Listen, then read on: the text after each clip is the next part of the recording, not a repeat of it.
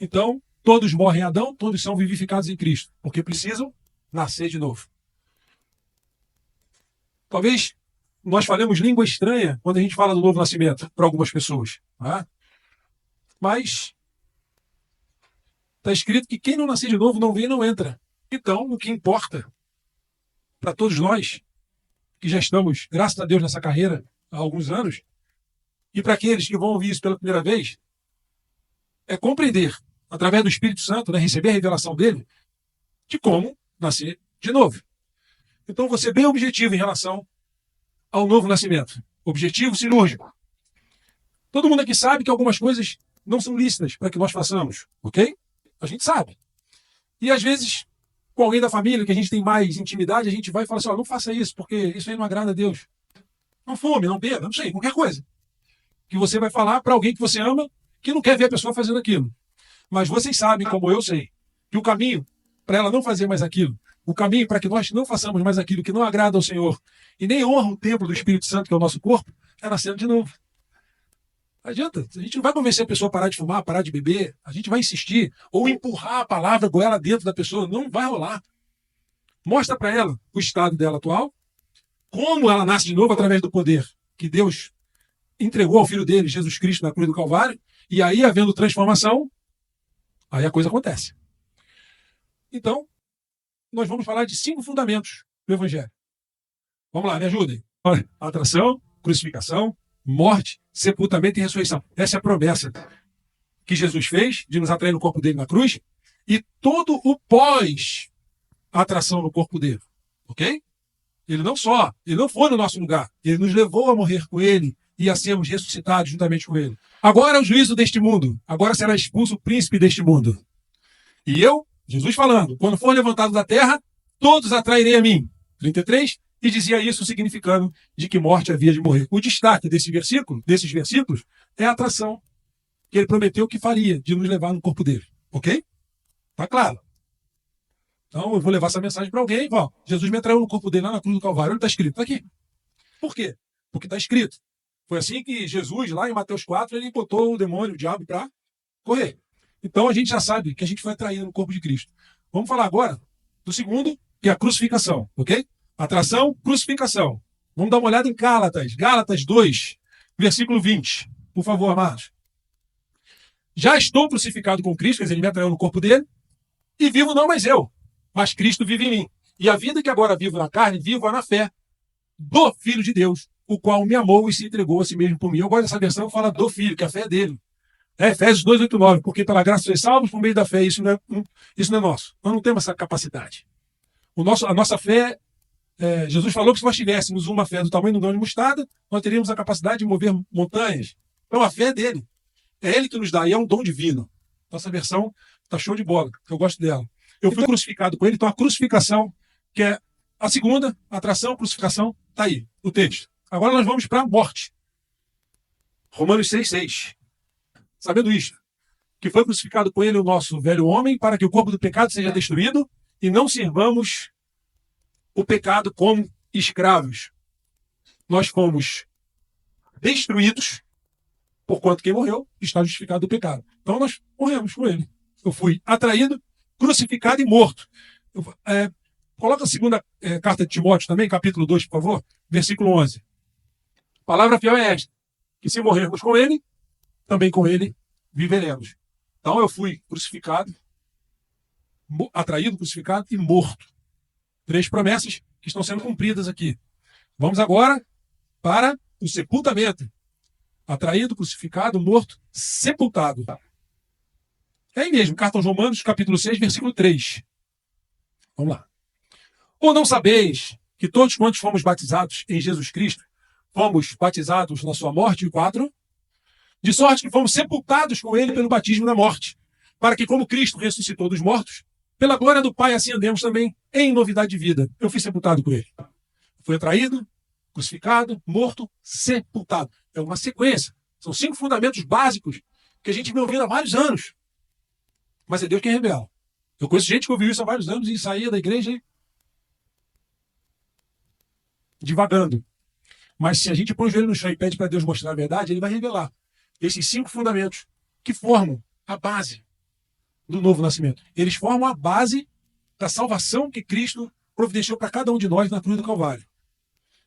E eu vou tomar a liberdade de falar para vocês que o novo nascimento depende disso, mas ele tem uma sequência. E vocês vão ver que tem uma sequência. Tá? Então eu estou no sepultamento. Nós fomos sepultados com ele. E agora, nós vamos morrer, fui sepultado, agora eu vou ser ressuscitado juntamente com ele, porque ele prometeu que eu fui ressuscitado com ele. Eu separei aqui Colossenses, carta aos Colossenses, capítulo 2, versículo 12. Eu fui ressuscitado juntamente com ele. E ele me tirou da morte, me ressuscitando juntamente com ele. Então vamos lá. 5 fundamentos. Atração, crucificação, morte, sepultamento e ressurreição. No começo, quando a gente ouviu essa mensagem, a gente meio se atrapalhava na sequência. É ou não? Se tem alguém aqui mais novo, de repente se atrapalha na sequência. Repete de novo. Deixa eu anotar. Como é que é? Aí bota uma coisa na frente da outra, mas é uma ordem de fator para não alterar o produto.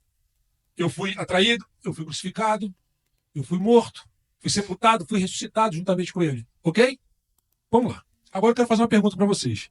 O que acontece quando você toma o conhecimento que você foi atraído do corpo dele, crucificado com ele, morto, sepultado e ressuscitado? O que acontece? Como é que é? Eu estava indo para o inferno? Eu nasci separado de Deus? Eu nasci morto para Deus? Você precisa nascer de novo. Se você não nascer de novo, você não vem e não entra. Mas como é que eu nasço de novo? É crendo que Jesus te atraiu no corpo dele, lá na cruz do Calvário. Aí você vai e apresenta os capítulos e versículos. Aí a pessoa, que maravilha. Então, eu tomando conhecimento e crendo nisso, que eu fui atraído, crucificado, morto, sepultado, ressuscitado com ele, eu me torno uma nova criatura. É promessa. Você crê? Eu creio. Aí a pessoa pega a graça, pega essa graça, coloca no banco e senta em cima. Como assim, Palmeira? Eu estou salvo. Eu estou salvo.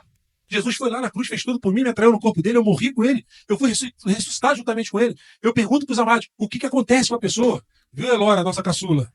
O que acontece com a pessoa depois que ela recebe essa graça? Aí vamos lá. Jesus diz que ele manda o Espírito Santo viver na pessoa. Ela vai se tornar santa. Vamos dar uma olhadinha aqui, na carta aos Romanos, capítulo 12, versículo 2. E não vos conformeis com este mundo, mas transformai-vos pela renovação do vosso entendimento, para que experimenteis qual seja a boa, agradável e perfeita vontade de Deus.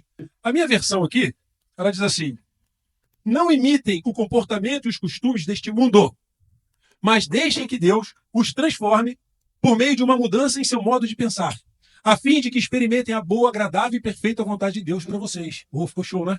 Essa versão é boa. Quer que eu leia de novo? A Sandra está com o rosto ali, assim. Vou ler de novo para você, Sandra. Diz assim, não imitem o comportamento e os costumes deste mundo, mas deixem que Deus os transforme por meio de uma mudança em seu modo de pensar, a fim de que experimentem a boa, agradável e perfeita vontade de Deus para vocês.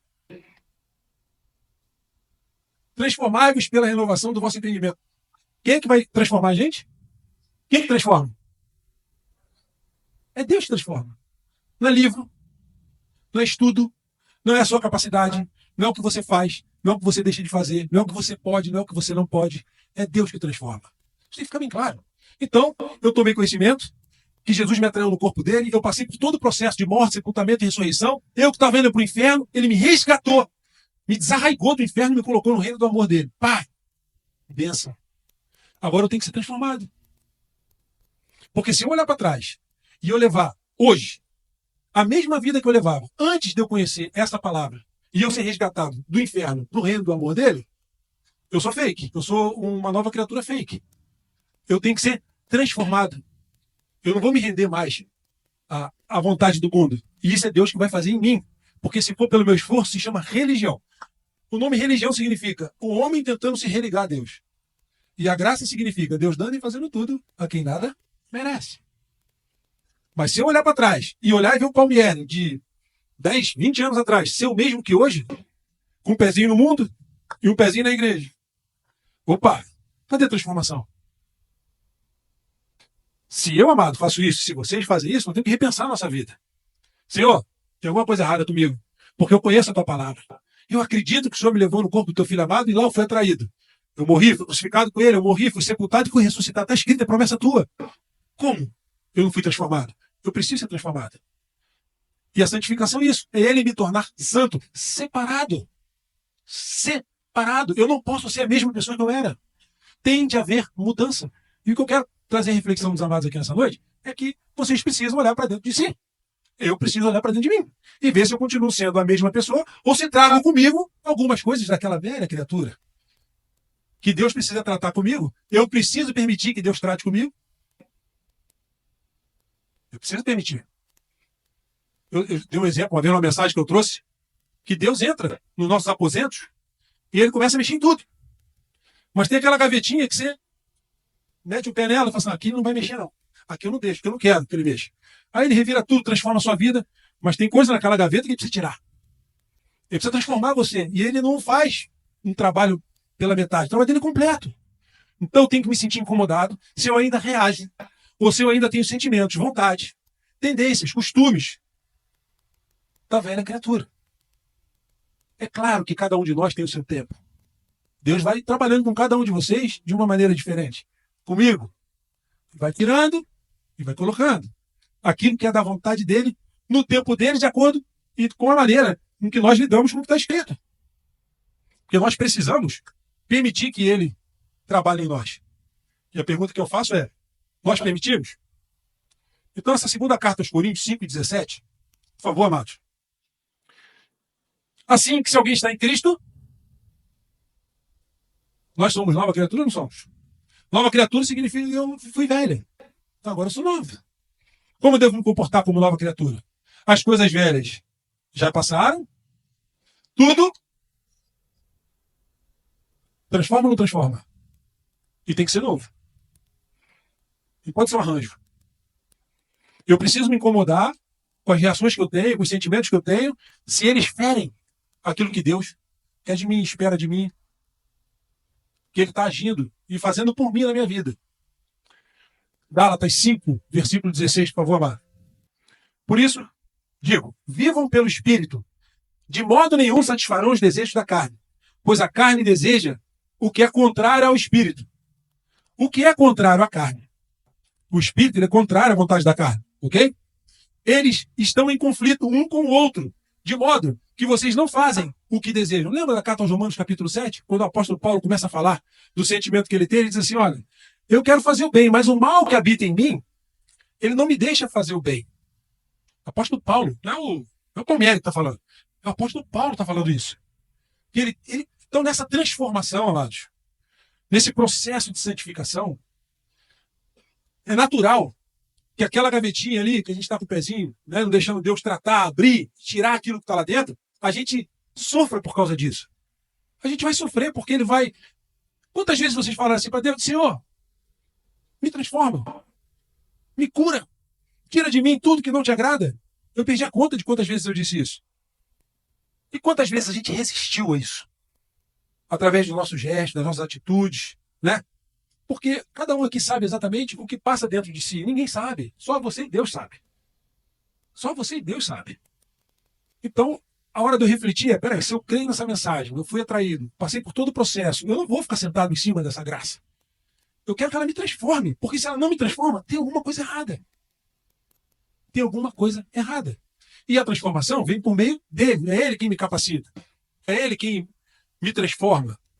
Ezequiel 36:27, amado. Como é que ele faz isso?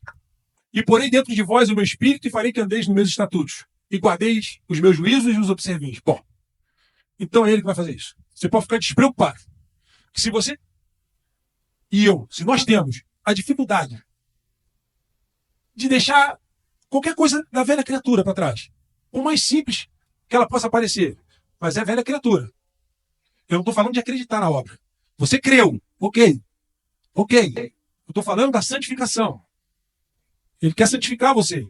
Você está sendo tratado todo dia. Todo dia ele tira o zambujeiro bravo, né? Não dá fruto bom. Ele vai tirando o miolo, o coração de pedra. Ele diz que tira. E o que ele faz? Ele faz com que a gente ande segundo os estatutos dele. Guarde o que está escrito e o observe. Guardar, ali significa eu li, está escrito, eu creio, e observar significa eu vou cumprir isso. Mas a gente sabe que se for pelo nosso esforço, a gente fica na metade do caminho. A gente depende dele. Por isso que ele diz que é ele que vai fazer. Então, se tem aquela coisa que você, assim como eu, sabe que precisa melhorar em você, Deus tem o poder de fazer isso. Entrega para ele. Senhor, eu não tenho condição. Por isso que Jesus disse assim, ó, a paz que eu dou não é a paz do mundo. A paz que eu entrego é uma paz diferente. Porque o mundo entrega a paz também. Né? Põe roupa branca, faz passeata. Às vezes você tem uns momentos de paz. Mas aqui dentro vazio. Jesus vem para preencher. Por isso que a paz dele é completa. Então, para eu ser santificado por ele, e é ele quem faz isso, eu tenho que permitir. Eu tenho que querer. A palavra chega a dizer que a gente entristece o Espírito Santo quando a gente resiste a ele. E Deus diz que dá graça aos simples e resiste aos soberbos. Soberbo é aquele que não quer mudar. Aqui muita gente casada aqui, né? E ninguém melhor do que a mulher para entender o homem. Como é que seu marido era antes de ser nova criatura e como é que ele é hoje como nova criatura? Ele mudou? Palmieri, mudou mais ou menos, não mudou tudo. Ele precisa melhorar as coisinhas ainda. Ela sabe dizer se o Palmieri que ela conheceu há 30 anos atrás é o mesmo de hoje. E se ela disser que é o mesmo, eu estou ferrado. Estou ferrado. Tem alguma coisa errada. Então, Deus está tentando me santificar, eu estou resistindo à santificação.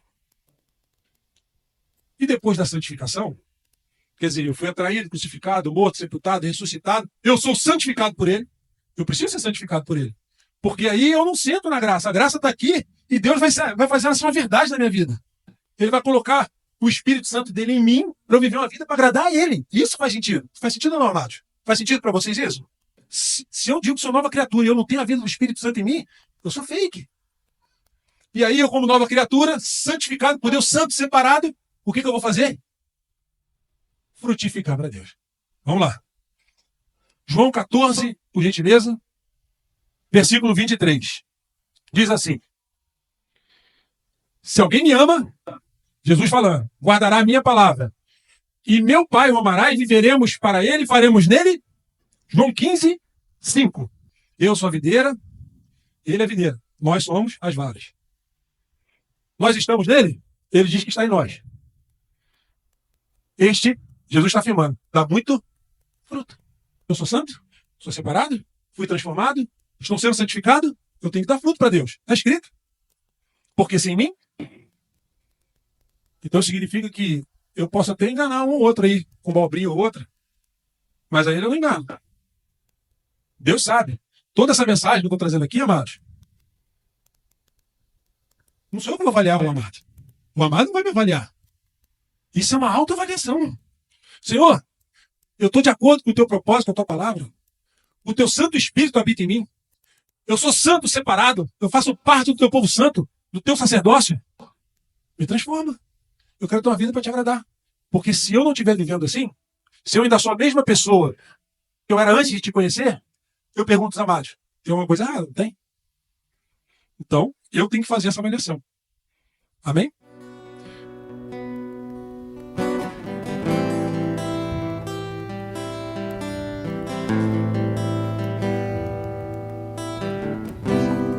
Porque estás abatida, ó minha alma. Às vezes a gente acha que não dá, mas Deus pode. E por que te perturbas dentro de mim?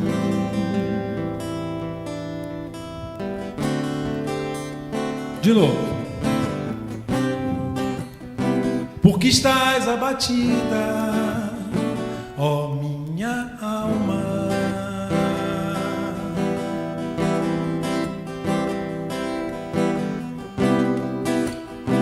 E por que te perturbas dentro de mim, de mim? Espero em Deus, espero em Deus, espero em Deus.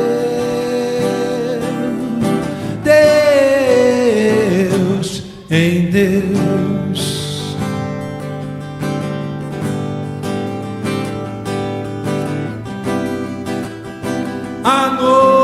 meu louvor e a minha adoração. Minha alma anseia por Deus vivo, Deus vivo. À noite o meu louvor e a minha oração. Minha alma anseia por Deus vivo, Deus vivo. E espero em Deus, espero em Deus,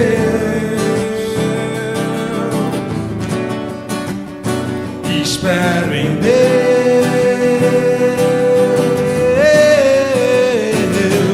em Deus.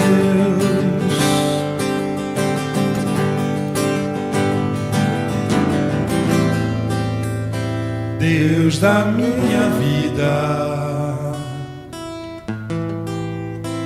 Deus da minha vida.